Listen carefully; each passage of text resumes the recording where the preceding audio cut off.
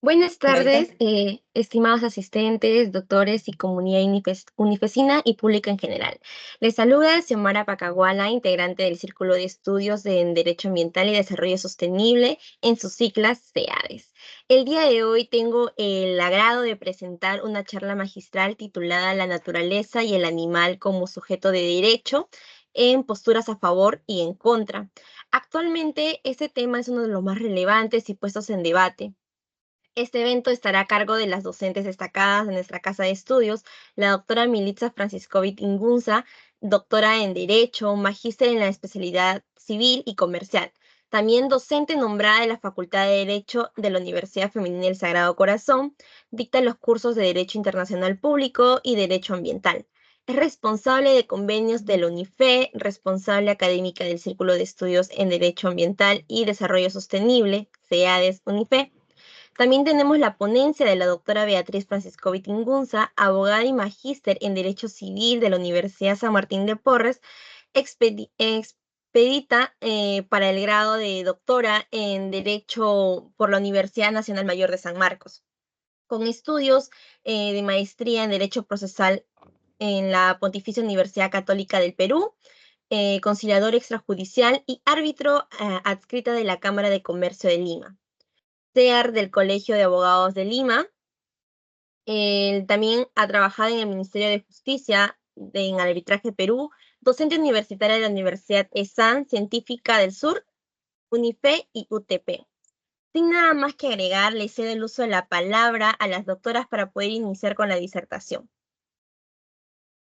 Muchísimas gracias, Xiomara. Muchísimas gracias al Círculo de Estudios CEADES, porque justamente les decía hace un momento que siempre hemos invitado a expositores que no son necesariamente nuestra casa de estudios, inclusive también extranjeros. Hemos invitado a expositores nacionales en materia de derecho ambiental para que puedan desarrollar sus ponencias a iniciativa de las chicas, de las estudiantes, que siempre son ellas las que permiten que el círculo desarrolle actividades.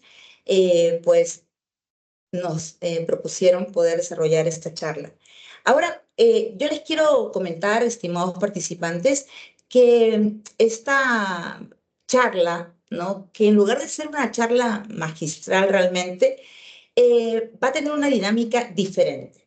Una dinámica diferente donde tampoco queremos extendernos mucho.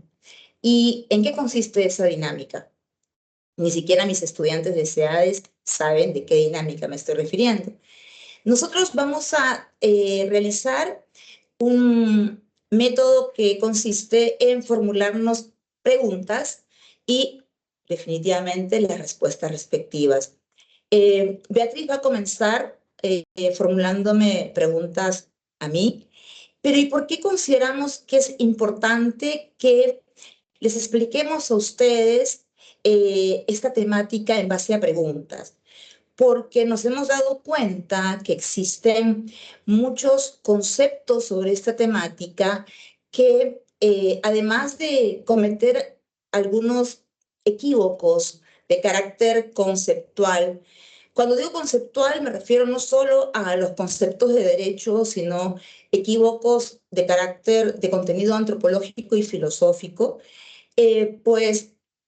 pensamos, ¿sabes qué? Hagamos algo con el propósito de que los participantes, nuestros estudiantes, pues tengan bien definidos estos conceptos y puedan darse cuenta cuál es nuestra postura. Nosotros vamos a iniciar ya afirmando nuestra posición, nuestra postura.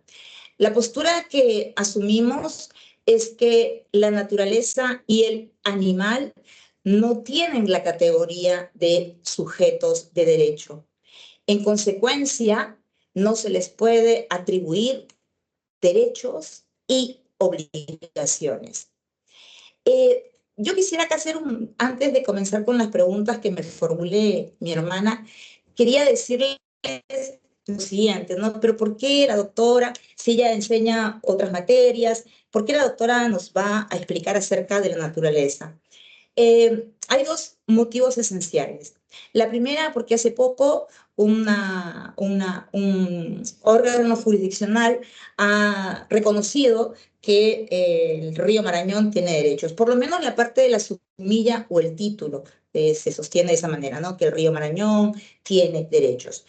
Y la segunda circunstancia por la cual yo voy a referirme a la naturaleza como sujeto de derecho, o como a la naturaleza que tiene derechos, pues radica en que en pandemia unos estudiantes de una universidad del Cusco nos pidieron que escriba un artículo distinto, novedoso, innovador. Así que conjuntamente con el profesor Godensi, que algunos de ustedes lo conocen, eh, comenzamos a revisar alguna temática que sea polémica en ese momento. Así que leímos muchos artículos respecto a la naturaleza y sus derechos, los derechos de la naturaleza, un nuevo derecho, el futuro del derecho y la naturaleza como sujeto de derecho.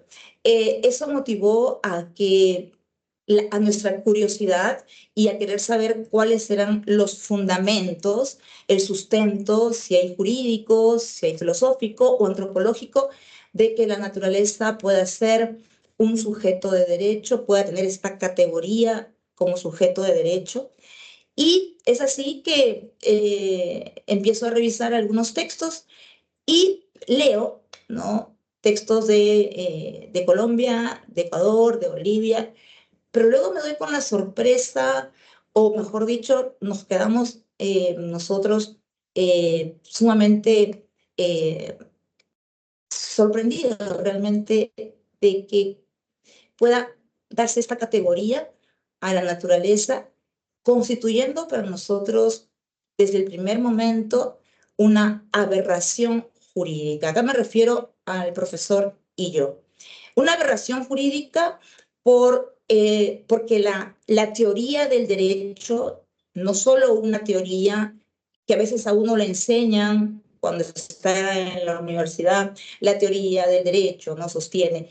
Existen varias teorías del derecho. La que nos enseñan es la teoría tridimensional y el docente o la docente que enseña dice es la única teoría del derecho y no es así. Nos enseñan la teoría clásica o la teoría pura del derecho de Kelsen, pero aquí para estudiar la teoría del derecho todos los juristas se han planteado la siguiente pregunta: ¿cuál es el objeto de estudio del derecho?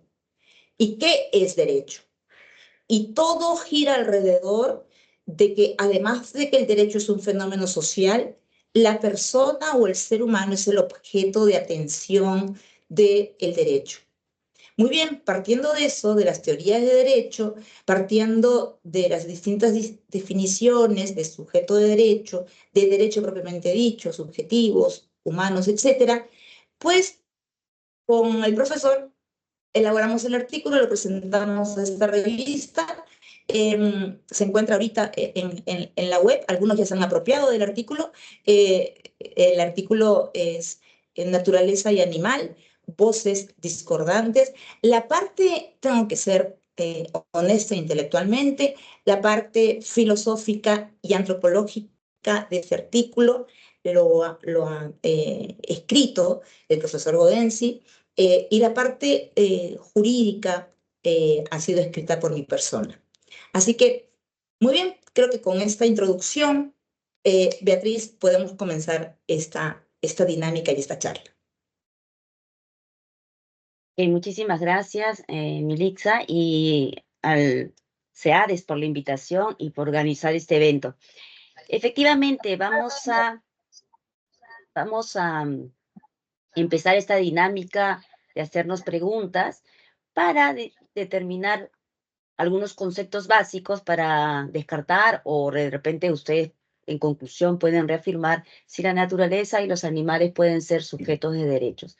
Pero partiremos por preguntas un poco más profundas, al inicio no tan jurídicas, pero iniciaremos con unas preguntas. Milixa, ¿qué define al hombre? ¿Qué define al ser humano? Bien,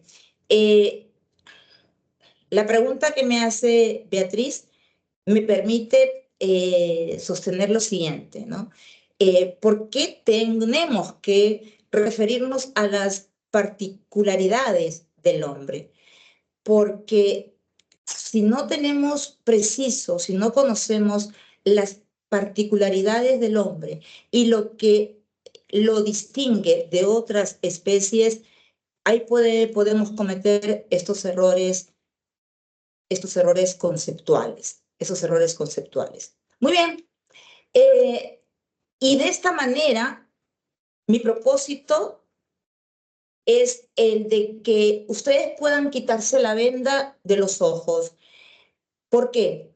Porque hay una tendencia por parte de distintas corrientes ideológicas a querer imponernos sus, para la redundancia, sus posturas, sus ideas y convertirlo, estas ideas, en como que fuera una religión y decir, sí, los animales son sujetos de derecho y tienen derechos. Yo, como les dije, me voy a repetir a este tema porque creo que mis estudiantes, las estudiantes de la facultad, saben que quien tiene muchos años estudiando sobre los animales, sobre lo que se conoce como derecho animal, es mi hermana. Así que yo tengo que reconocer en este sentido mis limitaciones, pero respecto a este tema de naturaleza, comencemos entonces por precisar por qué es importante definir al hombre. Hay algo particularmente extraordinario que define al hombre y que lo diferencia de manera fundamental de las otras especies que existen en la Tierra. ¿Y qué cosa es ese algo extraordinario? Es su conciencia. ¿Conciencia de qué? Conciencia de estar en este mundo. Es decir, la conciencia que tiene el hombre de que su vida tiene un final, conciencia de su finitud, conciencia de su pasado y conciencia de su futuro. Hay un discurso de un filósofo italiano, Pico de la Mirandola, que dice lo siguiente, dice, en el discurso sobre la dignidad del hombre, dice, la dignidad es intrínseca en el hombre. ¿Por qué? Porque es un ser único y es un ser superior a todos los demás seres vivientes.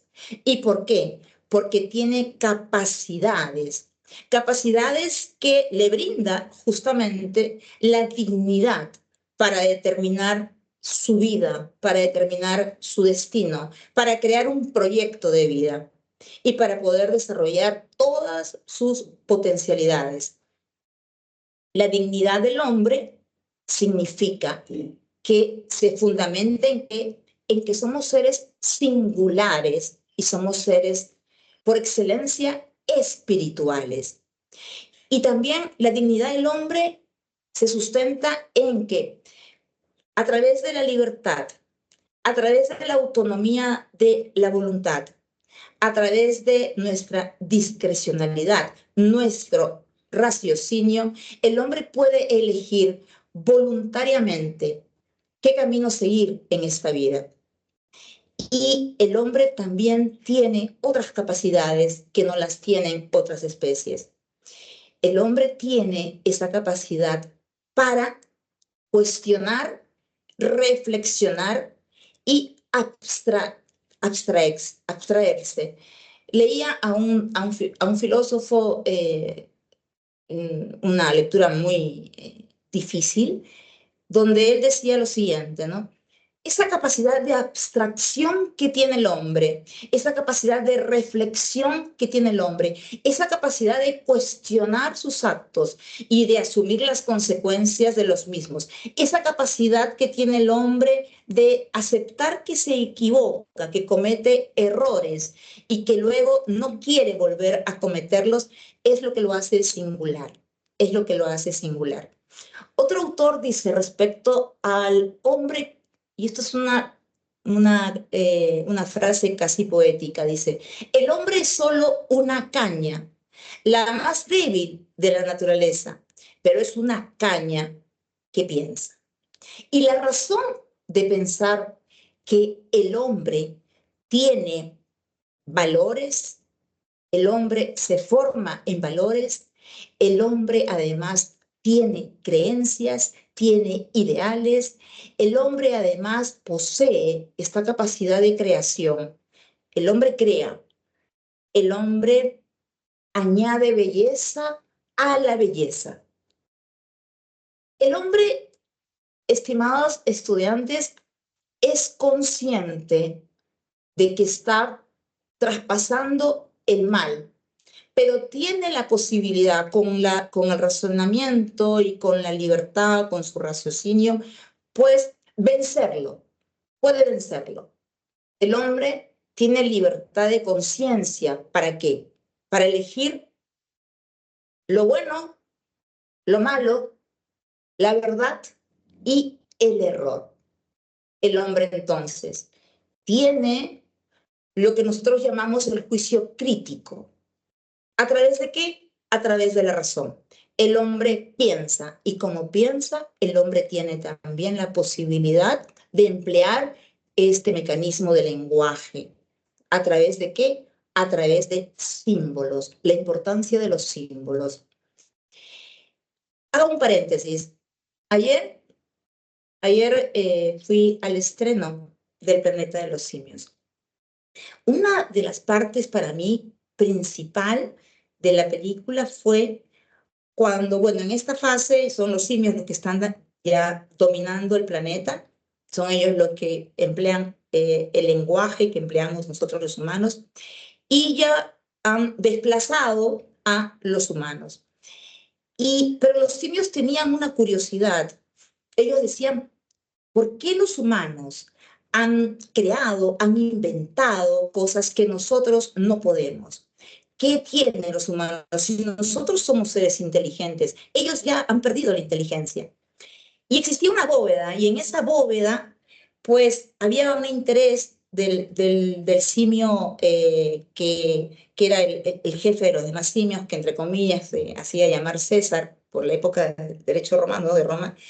Y en ese momento, ¿qué cosa había en la bóveda? En la bóveda existía un libro que contenía símbolos. ¿Y cuáles eran esos símbolos? La letra A, la letra B y las demás letras del alfabeto. ¿Por qué? Porque a través de estas letras, los seres humanos hemos creado el lenguaje.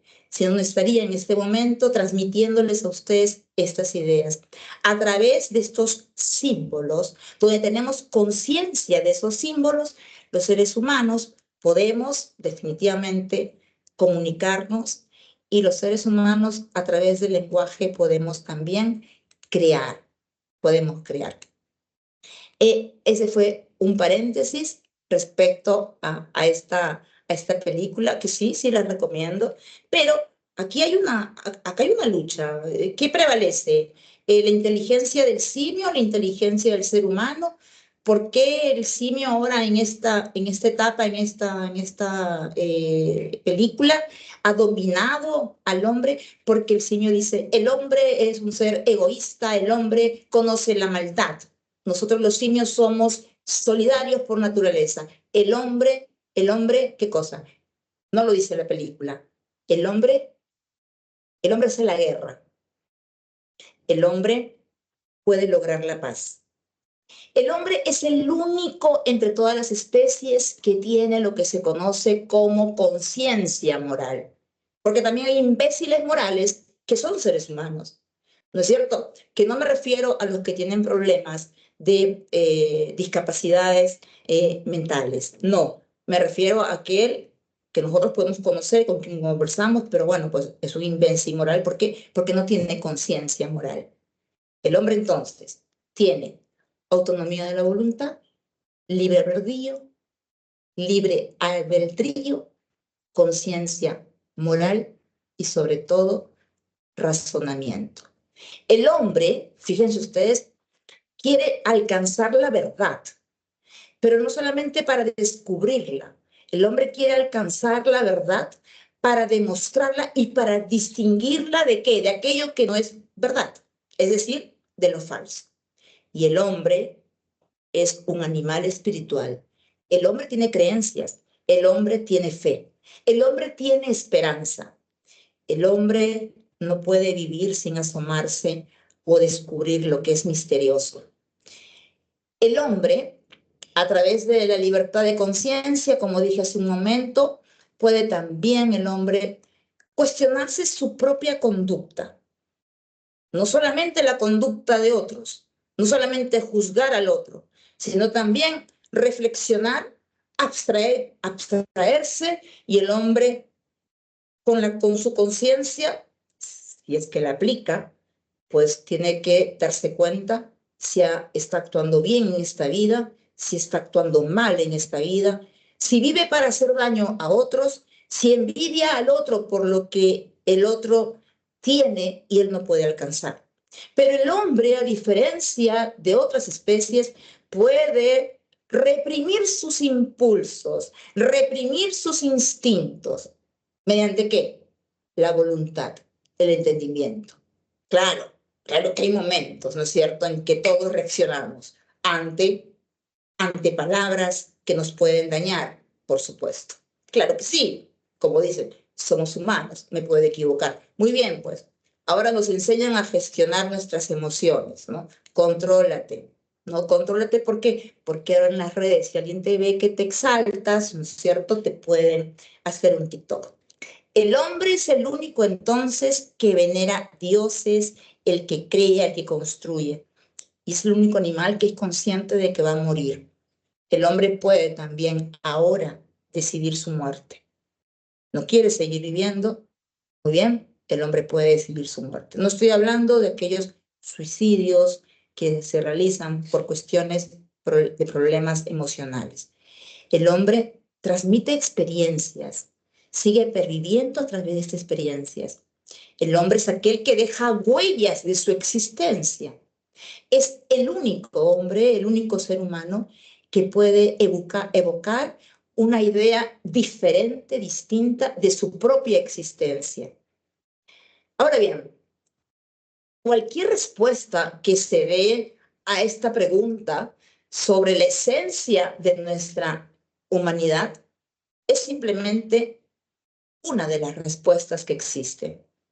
Pero lo que sí podemos decir es que es el único animal con la posibilidad de pensar, no se olviden, de manera simbólica, de crear de manera consciente y voluntariamente todo tipo de lenguajes.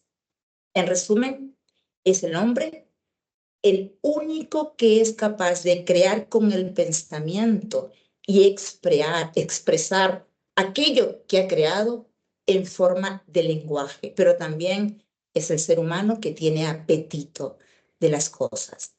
Es el ser humano que tiene apetito de guerras. Y es el ser humano que está dominado por ese conocimiento abstracto. Lo voy a repetir porque necesito que las estudiantes no solamente escuchen esta charla para que después simplemente les ingrese por acá una idea y les salga por acá la otra. No, para que las estudiantes empleen lo que tiene el hombre. ¿Qué cosa? El juicio crítico. No coincido con usted, doctora, no coincido con la doctora Beatriz. Para nosotros, sí, la naturaleza tiene derechos, los árboles tienen derechos, los ríos tienen derechos. Creo que me excedí, Beatriz. Siguiente Sí. pregunta. O ya no hay. Ok, terminaste. Sin embargo, de repente algunas personas piensen, están haciendo un halago al ser humano, se creen superiores. No se trata de especismo, no se trata de superioridad. No es que el ser humano se considere superior, que el animal que sea superior o el centro del planeta. El hecho de que uno, tanto Milixa como yo, no reconozcamos, vamos a explicar el por qué la naturaleza o los animales no sean sujetos de derecho, no significa de que no seamos conscientes que debemos respetar, cuidar y proteger. ¿Sí? Ok. La Perfecto. segunda pregunta, Milixa. Dime, ¿y por qué en algunas legislaciones se ha reconocido a la naturaleza ya como sujeto de derecho? A ver, aquí vamos a empezar por Sé esto, concisa chicas. y no, dame tiempo, ¿ah? Sé concisa, sé concisa. Ya. Por favor, si tú eres, soy especialista, lo que pasa es que las estudiantes me conocen, acá me apasioné. La respuesta, la respuesta la vamos a encontrar en un ensayo de Stone. Y dice, ¿deberían los árboles tener derechos en juicio? Fue Stone el que planteó la tesis de reconocerle derechos a los árboles y provocó muchas reflexiones. ¿Por qué? Porque algunos decían, qué simpática opinión, qué interesante aceptar que los árboles, los ríos, pues sean sujetos de derechos y le reconozca derechos como a los humanos. Pero Stone no era abogado, Stone ni filósofo, ni antropólogo, era un economista. Entonces, como diciendo, a ver, dedícate a explicar todo lo que sabes en tu disciplina. Pero acá hay algo de lo que quiero tomar de lo que ha dicho Beatriz, ¿no? Que no se crea que nuestra postura significa que nosotros nos reconocemos por las distintas, por una negación simplemente caprichosa. Hay movimientos que postulan este reconocimiento de derechos. Nosotros consideramos que constituye esta postura una aberración jurídica. Hay movimientos que dicen que sí, se les tiene que reconocer derechos. La que habla considera que esta propuesta es inclusive, además de espantosa, es también cómica. ¿Por qué? Porque dicen, un momentito, el árbol también siente, distinto a los animales, o tienen una sensibilidad. Cuando hablo de árbol estoy hablando de la naturaleza. Y además, si no se le otorga si no se le otorga derechos a la naturaleza, entonces jamás el hombre va a poder darle un buen trato, una buena protección, como acaba de decir Beatriz. El hombre debe de conservar la naturaleza, el hombre debe de proteger a la naturaleza, pero no puede ser serio para aquellos que conocemos el derecho, los conceptos elementales de derecho, las relaciones entre quienes debe existir entre los sujetos de derecho, los derechos humanos, los derechos subjetivos, admitir que el bosque tenga derecho a la libertad de opinión, de expresión. Ahora bien, para ser muy breve, porque si no Beatriz se va a molestar, dice así, ¿no? Si nos oponemos a esta postura, no, es que son, pues, pertenecen a esa corriente antropocentrista. ¿Qué es eso? Bueno, pues que todo gira alrededor de satisfacer los intereses del hombre y que el hombre ha dominado a la naturaleza, la ha maltratado, la ha torturado. No es así. Hay un fundamento y sustento jurídico. Beatriz, muy rapidito, quiero que las chicas entiendan. Dices qué legislaciones reconocen. Tenemos la Constitución de Ecuador. Cuando se estaba elaborando la Constitución ecuatoriana en una asamblea constituyente en Montecristi, para aquellos que quieren más o menos tener precisiones, ahí existían dos grupos de legisladores. Aquellos que sostenían que se les debe reconocer a la naturaleza como sujeto de derechos y que debe tener la naturaleza derechos. Esta postura por algunos fue vista como, qué ingeniosa, reconocer entonces un nuevo derecho. Claro que sí, si ahora pues ahora a todo se le denomina derecho, ¿no? Derecho a la moda, derecho a la felicidad, falta pues derecho a la tristeza también, ¿no? Y hay cátedras, hay maestrías. Hay, obviamente, y los que se opusieron y fueron renuentes dijeron, aquí no hay sustento jurídico. Claro, porque no hay sustento jurídico. ¿Quién propuso esto? El economista Alberto Acosta. Quienes quieren leer, ingresen a cualquier página de Google, seria, obviamente, Cielo Scopus, para que puedan darse cuenta que la propuesta para incorporar en la Constitución que la naturaleza, la Pachamama son sujetos de derecho, proviene de este economista, del señor Alberto Acosta, que lo digo literalmente y expresamente. ¿Y cuál es el origen? Vea, dame 2 minutos, porque las chicas tienen que saber. Doctora, pero ¿cómo así entonces se norma en la Constitución? ¿Cómo así se convierte en regla? ¿Cómo así se positiviza los derechos de la naturaleza? ¿Cuáles fueron los antecedentes? Los antecedentes fueron, chicas, sentencias, no fallos judiciales, que van a reconocer algunas demandas de amparo de comunidades indígenas, en ese caso de Ecuador. ¿Por qué? Porque las comunidades sostenían que se les debería reconocer ser titulares de las tierras que estaban siendo explotadas por las empresas petroleras, las mineras.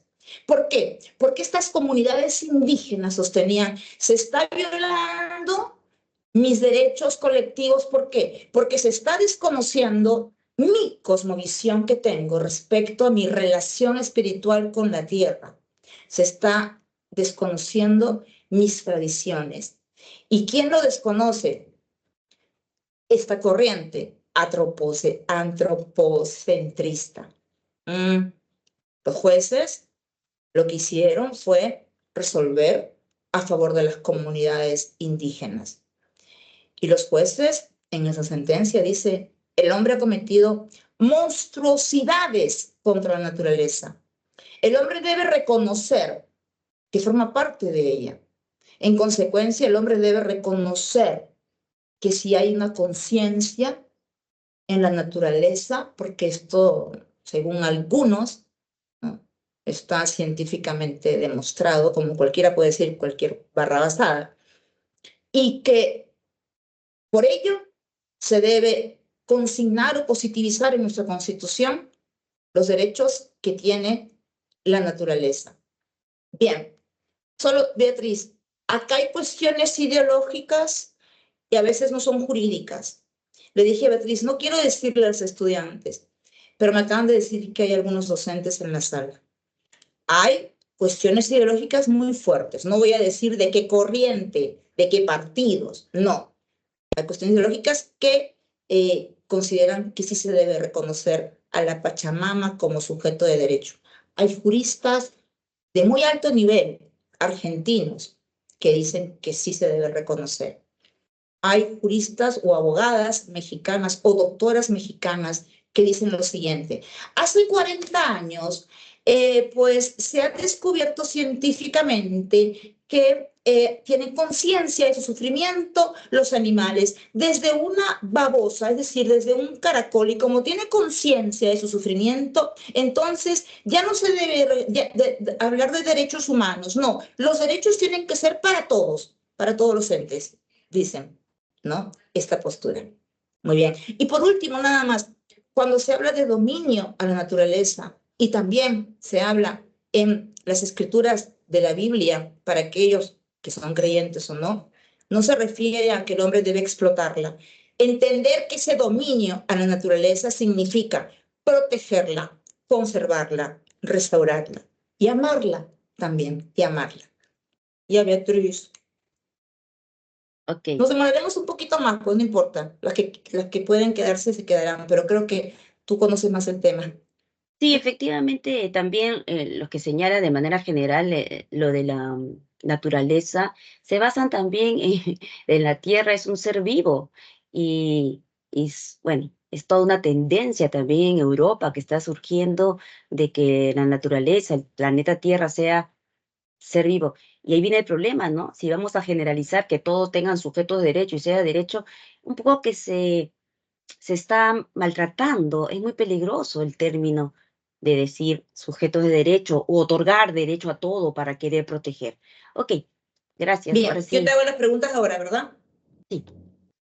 Sí, yo te hago. Bien, vean, comencemos entonces desde el punto de vista jurídico por precisar qué se entiende por sujeto de derecho, esta categoría de sujeto de derecho.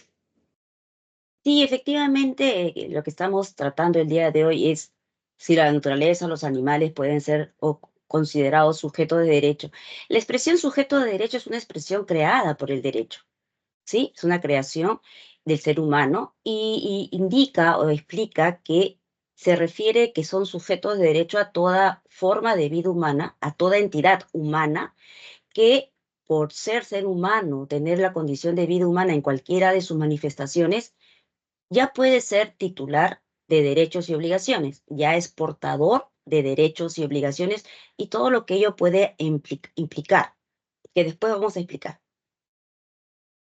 Bien, en el Perú, en nuestro ordenamiento jurídico, eh, ¿cómo se regula la categoría de sujetos de derecho? ¿Solamente eso se regula igual en otros ordenamientos jurídicos? Bueno, el término sujeto de derecho en el Perú, a diferencia de Argentina, por ejemplo, de otros países, en otros países no se utiliza el término sujeto de derecho, sino persona, personalidad jurídica, persona natural.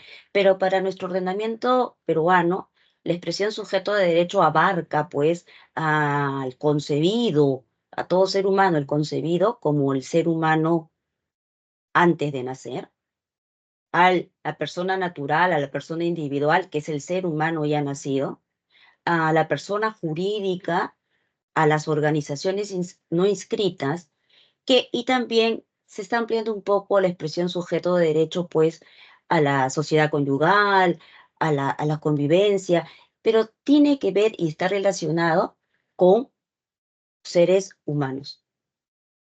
Bien, entonces explícanos por qué existen estas posturas, estos enfoques, estas corrientes que han permitido que se reconozcan a a los animales como sujetos de derecho.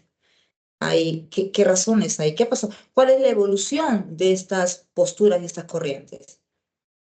Sí, a ver, efectivamente, me encuentro involucrada con esta temática ya 13 años y siempre me he cuestionado también si son o no son sujetos de derechos, si puedan ser o no los animales, lo que me llevó a investigar y a leer sobre todo y poder entender.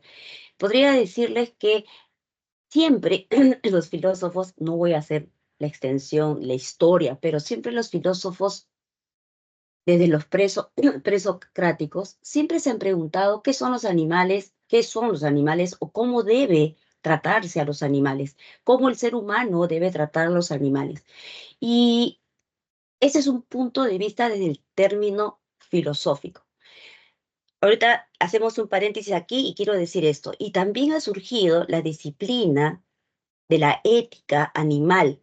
La disciplina de la ética animal que se encuentra dentro de la filosofía es una disciplina que se encarga de estudiar cómo el ser humano debe tratar a los seres humanos, cómo el ser A los humano animales.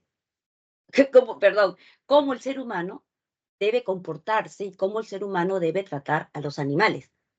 Y de ahí ha surgido preguntas o cuestionamientos si los animales tienen o no estatus moral, sujetos de consideración moral, y hay que distinguir que existen dos términos: agentes morales, que son los seres humanos racionales, pensantes y que son responsables de sus actos, y el término de pacientes morales, sujetos morales pero pacientes, que son aquellos que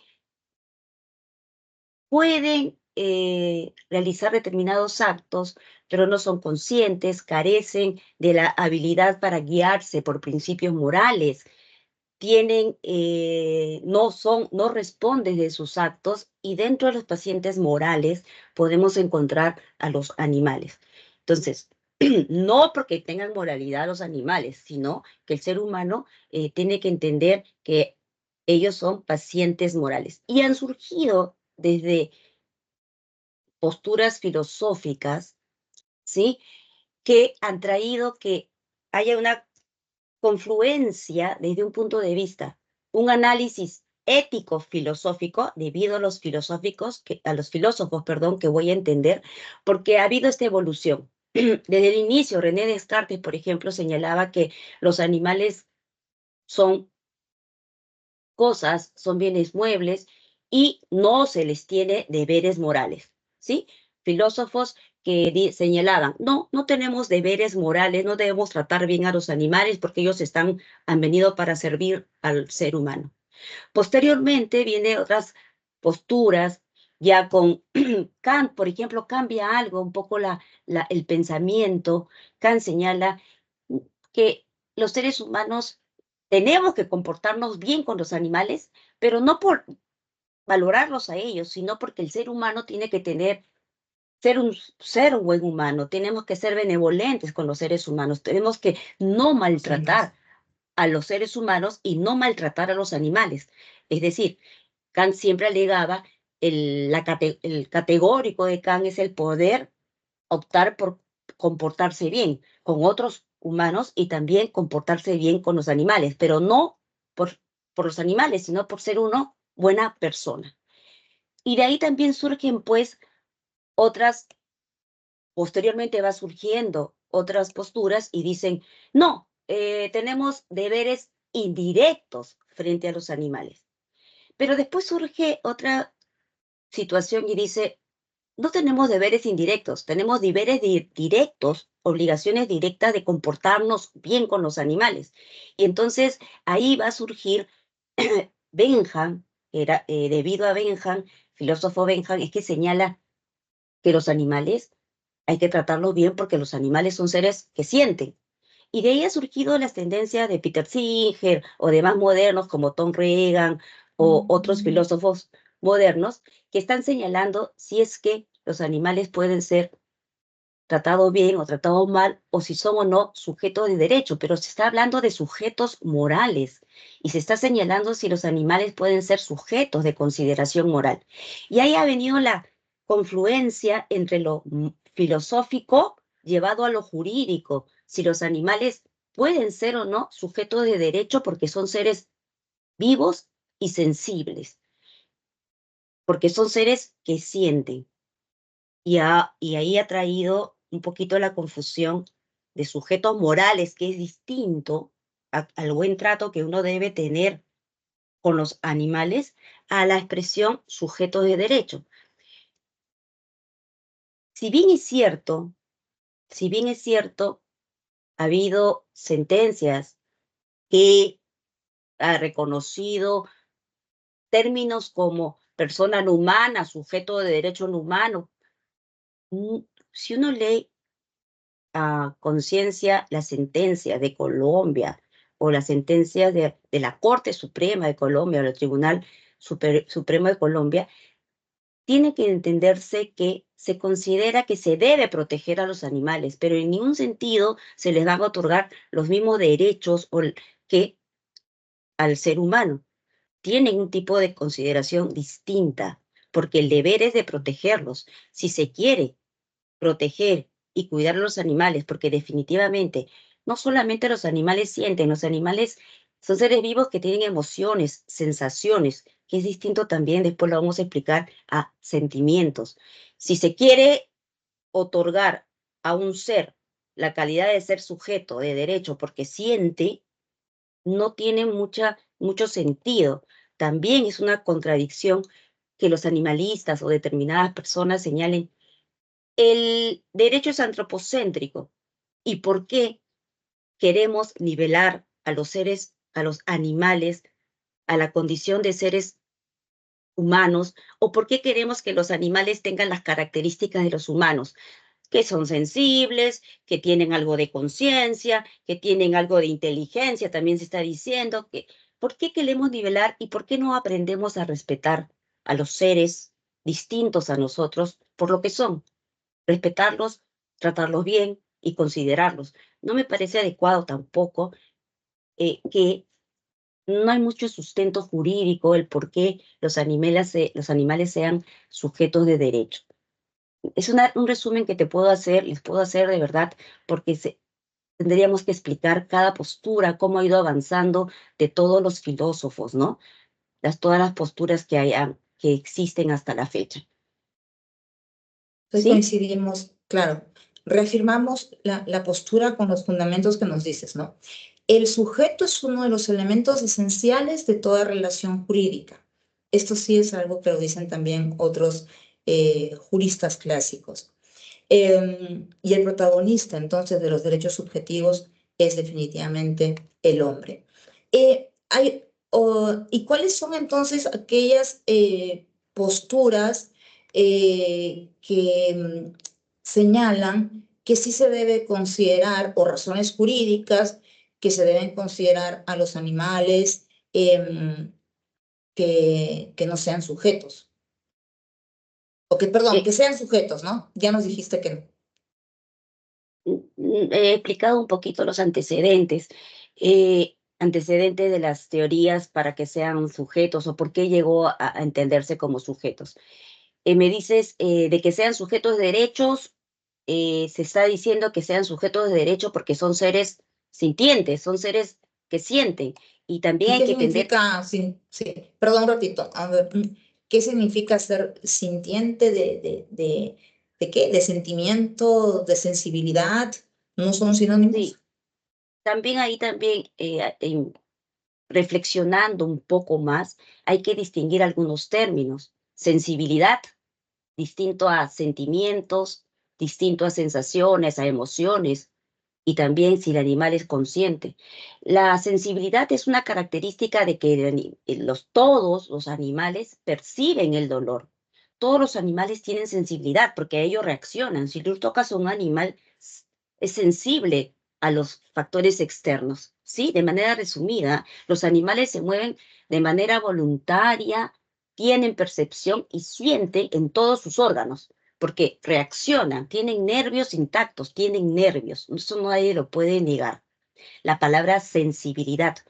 Después ha surgido la palabra sintiencia o sintiente, que no está en el diccionario de la Real Academia, pero también viene de una traducción errada del francés, ¿ya? De sentire.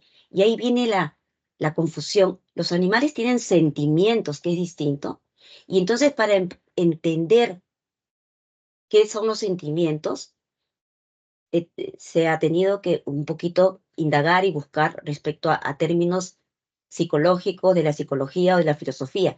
Y aquí se tiene que distinguir que existen las sensaciones que tienen los animales y también que los animales tienen emociones, ¿sí? Porque nadie puede descartar que un animal, sea el animal o especie que sea, un animal se emociona cuando uno le da comida, un animal se emociona cuando le saluda, cuando ve a una persona después de tiempo. No podemos dejar de reconocer que los animales tienen emociones, pero las emociones son más instintivas. Las emociones son reacciones inmediatas, ¿sí? Abro la puerta, muevo la correa, hablando de los canes, y el can sabe que va a salir a pasear. Algunos dicen que entienden algunas palabras. No hay, no hay certeza o hay confusión si es que ellos entienden o no algunas palabras, pero de que tengan sentimientos, los sentimientos eh, es una situación más elaborada. Para tener sentimientos se necesita de conciencia, de inteligencia, porque hay que tener una elaboración psicológica interna. Primero tengo sensaciones que todos los animales tienen, reaccionamos con emociones que se ven, se observan físicamente y distintos son los sentimientos, porque los sentimientos se crean a través del intelecto, ¿sí? Es de manera resumida lo que te puedo decir. ¿Los animales son sensibles? Sí. ¿Los animales tienen emociones? Sí. ¿Los animales tienen sentimientos o generan sentimientos? Psicológicamente hablando y filosóficamente hablando, podríamos decir que no. ¿Sí? Sí, Beatriz, para complementar y decirles a las estudiantes lo siguiente, se sostiene Perdón, a través de... perdón, Melissa, discúlpame que te corte. Sentimientos, por ejemplo, amor, odio, rencor, no tienen los animales. Los animales tienen emociones. Pero ahora sí, perdona. No, lo importante, ¿no? Es que lo que a veces uno dice, oye, quieres humanizar al animal. O algunos dicen, oye, lo que están pretendiendo las corrientes de los animalistas, que no son abogados en su mayoría, pues lo que quieren es animalizar al hombre, ¿no? O sea, tratar de tratar de desconocer algo que es muy importante. El hombre es el resultado de una evolución, pero que fue tortuosa y que los evolucionistas dicen, no, es algo, fue natural, fue natural. Pero acá hay algo importante, ¿no? Entre el mono y el hombre hay 27.000 estadios intermedios. Y eso, pues, es comprobado científicamente a través de los restos arqueológicos que preceden al hombre. Este dato es muy importante, estimadas estudiantes.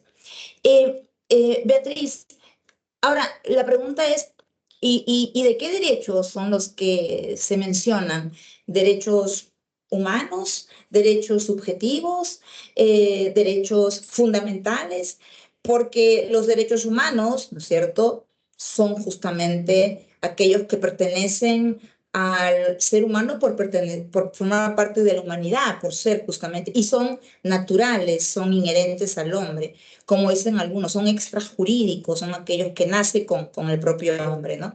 Ok, Entonces, se le puede reconocer el derecho a la libertad, no, no va por ahí la situación que quiero terminar esta idea. Los animales, tú le hablas de la conciencia, los animales son seres conscientes y aquí también, ¿qué se entiende por conciencia? Existe una declaración para los que conocen algo de animales o los animalistas, existe una declaración, supuestamente Declaración de Cambridge, que es una declaración que ha sido dictada por 20 eh, eh, estudiosos. estudiosos de la ciencia, pero si uno lee el contenido de esta declaración, dice que no se ha descubierto nada nuevo y que si los animales tienen algún tipo bajo, un nivel mínimo de conciencia, entonces no podemos nivelar que esos animales, porque tengan algo mínimo de conciencia, que ni siquiera está comprobado, ya existe esa declaración como algo vinculante. Respecto a tu pregunta, te voy a contestar que hay razones, también tú las has dicho también respecto a la naturaleza, que hay razones extrajurídicas que los animales no pueden ser sujetos de derecho y más o menos hay algunas que coinciden con lo que tú me has dicho. Efectivamente, miren, el animal es un ser vivo, pero el animal vive el mundo presente. El animal no se preocupa del futuro, al animal no le inquieta ni le da zozobra alguna el futuro. El animal observa las cosas del mundo. Esto es de un libro del mundo circundante de Jacob Box-Selling. El animal, este señor, estudió a todos los animales. El animal observa el mundo, el animal observa las cosas, pero solamente les interesa las cosas del mundo para su subsistencia o sus necesidades biológicas, para reproducción, para eh, reaccionar frente a ello. De lo contrario, no le da importancia a las cosas. Eh, También el animal es cierto, tiene una función locomotora y gracias a ello se mueve, pero solamente se mueve por lo que siente, por lo que percibe, por la reacción a lo que está en el mundo externo. El animal es instintivo y no solamente el ser humano somos racionales, el ser humano es inteligente, pero hay que entender que se entiende por inteligencia. La inteligencia es Los algo niveles, más ¿no? La inteligencia es algo más consciente. La conciencia se determina entre el conocer y realizar algo. Y los animales no pueden conocer ni realizar un acto. La inteligencia del ser humano lo lleva a conocer las cosas del mundo y sobre todo, como decía mi hermana, a poder crear instrumentos y herramientas. Me dijo una persona, sí, pero las palomas crean sus palomares, alimentan a sus crías, pero es instintivo. Los animales no pueden hacer otras cosas que no sea sobrevivencia, reproducción y algo biológico. El, También nos diferencia el lenguaje, es cierto. Ellos no se expresan o de repente tienen su manera de expresar, pero no solamente es el lenguaje que nos diferencia, no nos hace inteligente el lenguaje. Esto lo estoy sacando de Wall, ¿ya? Que es una persona que escribe al respecto. La diferencia sustancial que nos diferencia de los animales con los seres humanos es que el ser humano a través del lenguaje puede contar y puede describir lo que le ocurrió en el pasado y planear el futuro. Un chimpancé dice, no puede explicarte si el día de ayer se peleó con alguien, porque su sistema de comunicación es mucho más limitado que el de nosotros. No puede comentarnos, comunicar lo que él experimente. Y también el ser humano actúa con libertad. El ser humano es apertura, al ser humano le importa el conocimiento. Eso significa, el ser humano se preocupa por conocer el porqué de las cosas, quiere aprender, tiene curiosidad, quiere descubrir el porqué de las cosas. Y eso es inherente al ser humano. ¿Sí? Lo Sí, dicen antropólogos. sí. Entonces, sí, todos aquellos que han estudiado acerca de los animales dicen que sí tienen su propio mecanismo de comunicación, su propio lenguaje, ¿no? Hay libros, hay premios Nobel que eh, han estudiado acerca de el lenguaje de las abejas, el lenguaje de las hormigas, los biólogos, los psicólogos, ¿no? Y tienen su propio sistema de comunicación, sí, por supuesto, eso nadie les puede decir.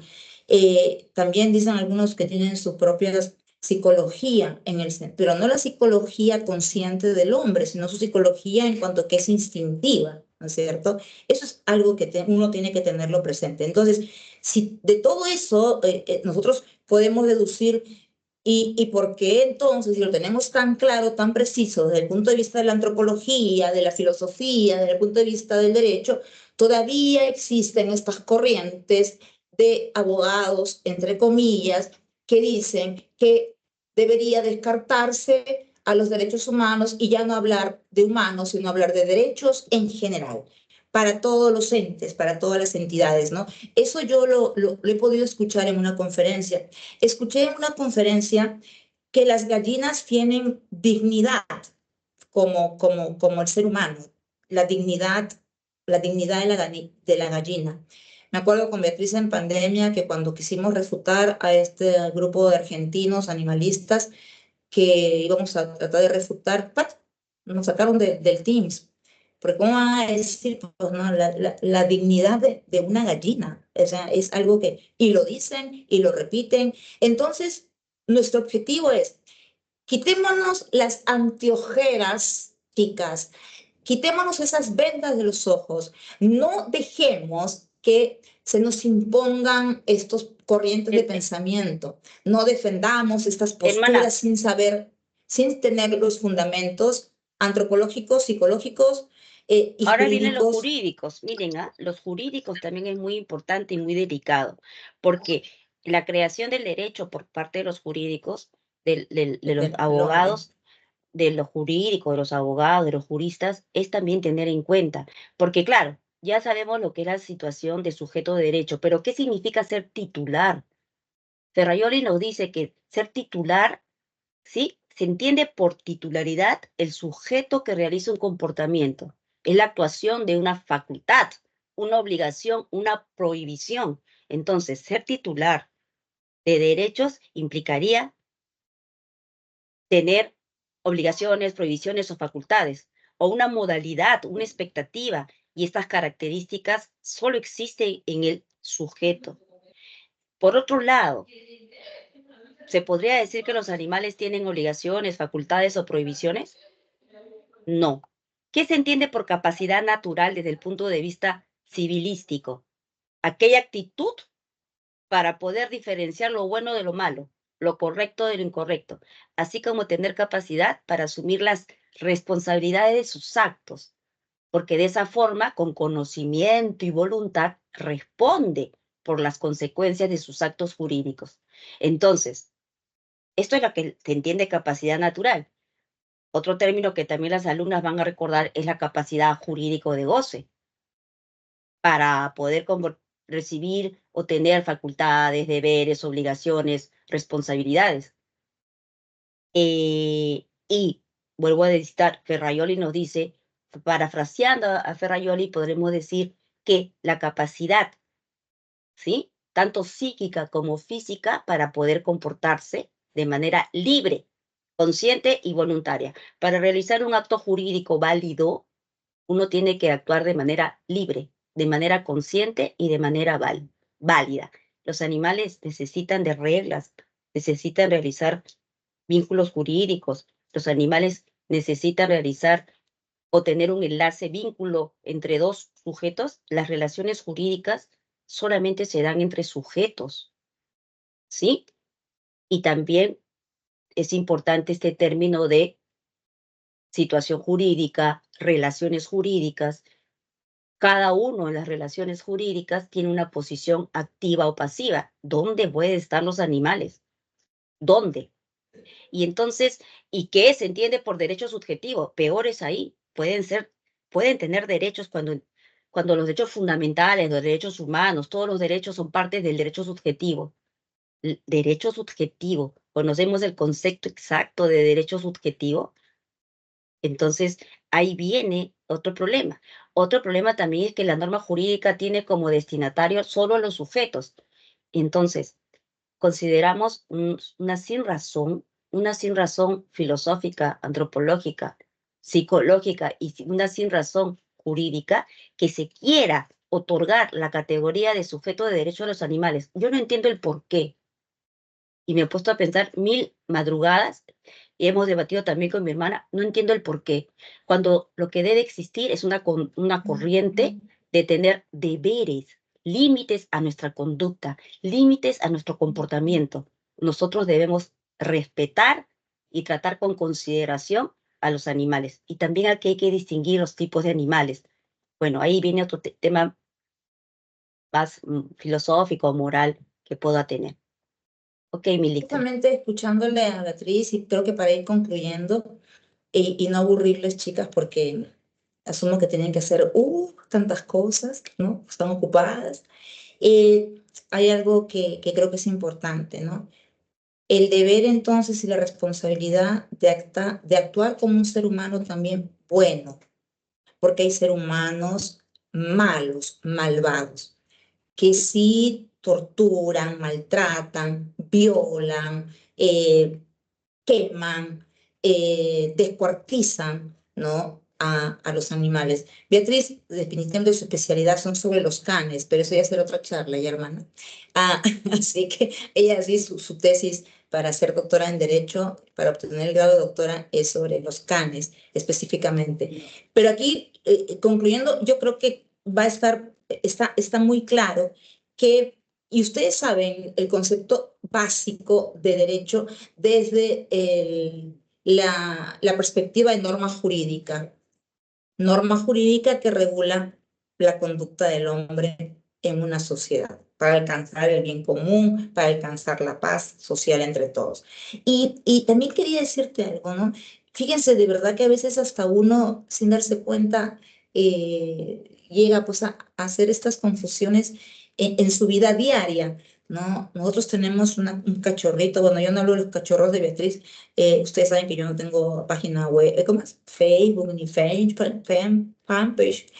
Tenemos un cachorrito precioso y que yo le digo, ¿sabes qué? Le digo acá a mi socio le digo, ay, ¿cómo lo hemos dejado solo? ¿Qué pensará él? Como que, y yo no digo, ¿qué pensará él que lo estamos dejando solo? Pero imagínate cuando a veces uno incurre en error, ¿no? O sea, ¿qué pensará, pobrecito, me va a extrañar, va a añorarme o se va a deprimir? Y esta es la parte coloquial de la charla. Eh, Es que eso eh, llegamos, creo, Milixa. Yo creo que las personas, sobre todo los animales de compañía, quieren protegerlos, quieren humanizarlos y no entiendo por qué para humanizarlos o protegerlos quieren que sean sujetos de derecho.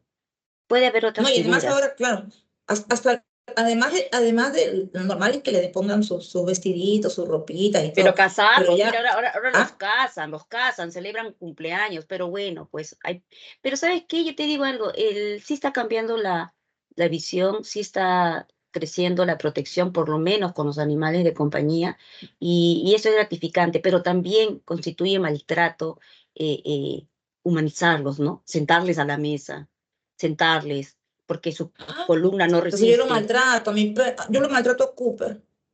No, pero sentaditos solos, con su columna Con doblada, su platito ahí ya. darles de comer otras comidas que no le corresponden. Por ejemplo, eso también es maltrato. Entonces, ningún extremo es ni humanizarlos ni tampoco maltratarlos. Entonces, Maltratarlos. es una situación, pero sí está creciendo y creo que ojalá los alumnos puedan haber entendido. Yo te digo que a pesar de que sí estoy metida en este tema de los animales, me estoy corriendo el riesgo con mi postura de ser rechazada por muchos animalistas, muy criticada porque por el apasionamiento, por querer ser reconocida y todos, mucha gente sin sentido está señalando, sí, los animales, yo defiendo animales sujetos de derecho. Sí, pues, pero todo lo veo todos los domingos comiendo su pollo a la brasa. Entonces hay Ahí sí tenemos un debate, ahí tenemos sí, un ahí tenemos debate, un ¿no? debate, Un pero debate, un debate. Ahí no nos metamos con la carne, discúlpame. Ah, sí a creo ver, que debería cambiar también si queremos que sean sujetos de derecho. Por principio moral, no deberíamos consumir animales. Esa es mi postura, esa es tu que postura, otro tema, otro tema. ese es otro tema, será tema de un debate entre las dos. Escúchenme, chicas, hay algo que también ahora, retomando lo que dice Bea, ¿no? Te vas a asumir el riesgo de que te rechacen, ¿qué importa? Que te rechacen, que te nieguen, que te llamen a ti antropocentrista, que te digan cualquier cosa, si acá lo que importa es que lo que hacen eso es porque carecen de conocimientos. ¿Y por qué? Porque son ignorantes en la materia. ¿Y por Especista, y qué? no, no Porque se trata de consideran que, especismo. y algo importante, ahora todo el mundo quiere escribir sobre derecho animal, ¿no? Me dicen, sí, yo también he escrito, mira, he publicado, y lo he publicado en una revista, Scopus, así, ¿en dónde? Ah, en una revista médica de veterinario. Ah, qué interesante. Ahora todo el mundo habla, pues todos ahora quieren estudiar, escribir, investigar sobre derecho animal, hacer tesis sobre derecho animal. No, lo que yo sí les digo es, ya creo que, vea, no sé si hay preguntas, si ahorita algunas de mis alumnas me dicen que tienen también otra clase. Xiomara, no sé si puedes tú decirles si alguna, o es que no hay preguntas porque, no sé, pues todo ha sido muy claro. Sí, Xiomara, no doctora. se te escucha. Sí, ahora sí se me escucha. Agradecemos la fructífera exposición tanto de su persona como de la doctora Beatriz. Y sí tenemos unas preguntas. Bueno, entonces vamos a iniciar con la ronda de preguntas. La primera va dirigida hacia usted, doctora Militza, que nos dice, la naturaleza de ser considerada como sujeto de derecho, ¿qué cambios generarían en el ordenamiento jurídico peruano? Ya, mi respuesta va a ser así tajante. Yo no reconozco, no puedo aceptar ni admitir esa aberración de que la naturaleza sea sujeto de derecho. Entonces, partimos por esa premisa. Entonces, creo que no me comprendió o ha llegado tarde. Que me escuche la grabación, la primera parte, ¿no? Nuestra postura. Ni el animal ni la naturaleza tienen que tener esta categoría ni ser reconocidos como sujeto de derecho, perdón, que creo que se ha ido la luz acá, como sujeto de derecho, y menos gozar de derechos, y menos admitir, como me dijo un profesor que ustedes lo conocen a mi cama, Militza, ya llegó la tendencia ideológica de que consideren acá el río Marañón derechos. Entonces, ve por favor la grabación al comienzo. La que preguntó, ¿no? Perfecto, Ya. doctora. Ahora teníamos otra pregunta para la doctora Beatriz, que era, ¿qué alternativas existen para otorgar protecciones legales y o garantizar el bienestar de los animales si es que no son considerados como sujetos de derecho? Ok, sí, efectivamente. Si yo quiero proteger a los animales, ya hay leyes. Aquí en el Perú nos falta mejores leyes, pero hay leyes. Es limitar la conducta del ser humano. Es que el ser humano es que ni siquiera se tiene conciencia del contenido de la ley de protección y bienestar animal. Hay que distinguir. El bienestar animal tiene que ver con la salud y condiciones de vida del animal por un lado. La cuestión es de cómo tratarlo y maltratarlo, o esto son las cuestiones éticas, pero leyes que regulen la conducta del ser humano. Es decir, yo pregunto, ¿va a cambiar algo el trato, la condición, mi visión de los animales si son considerados sujetos de derecho? Yo creo que es un cambio de mentalidad, de pensamiento. Nos estamos equivocando. Creo que el rumbo es para otro lado. Ya se está discutiendo de este tema 20 años y no se logra ni un cambio. Siguen existiendo matanzas, a los animales se les sigue consumiendo, a los animales se les sigue maltratando, a todos, ¿ah? No estoy hablando de los animales de Ya, pero compañía. hay que respetar tradiciones, vea, por favor. Yo estoy a favor de la corrida de toros, así que, otro debate, Por, otro debate. por eso, ¿qué se puede hacer? Imagínate, sean sujetos de derecho y sigue existiendo la corrida de toros, jalapato, todas esas costumbres. Entonces, Vea su postura, por favor. empecemos por lo mínimo. Me estoy yendo a la pregunta, perdón, no interrumpa, ¿ya?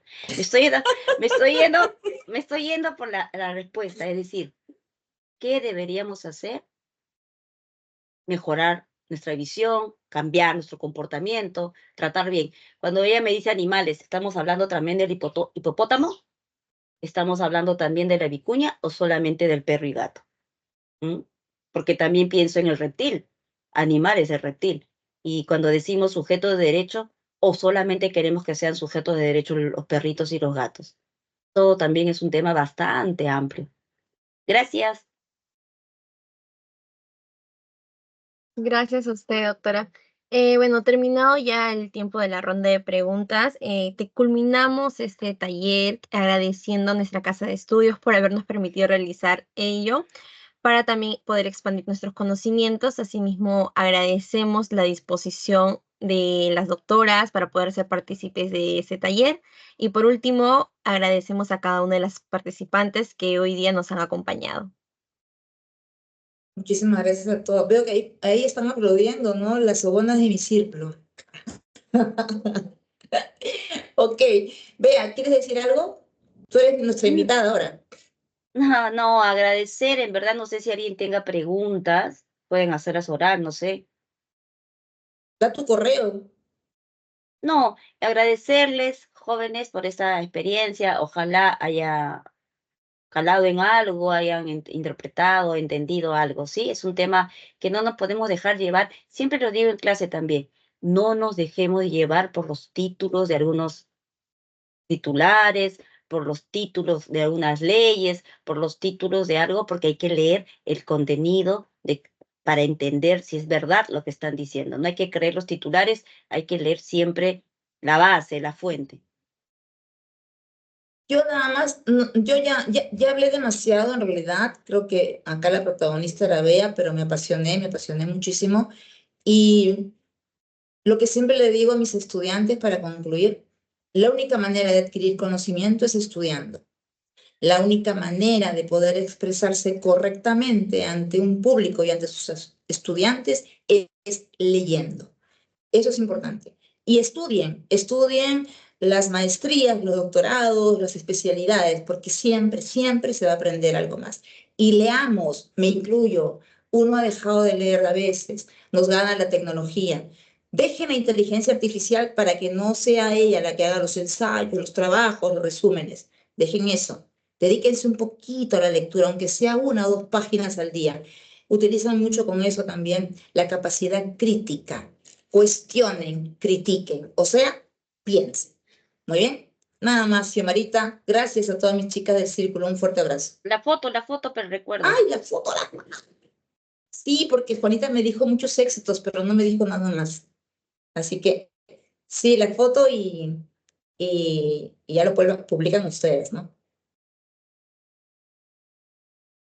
Espérate, Xiomara, voy a sacarme los lentes. Lo que pasa, chicos, es que ahorita la profesora colombiana se acaba de ir y le agradeció mucho porque también ella había escrito un artículo sobre derecho animal.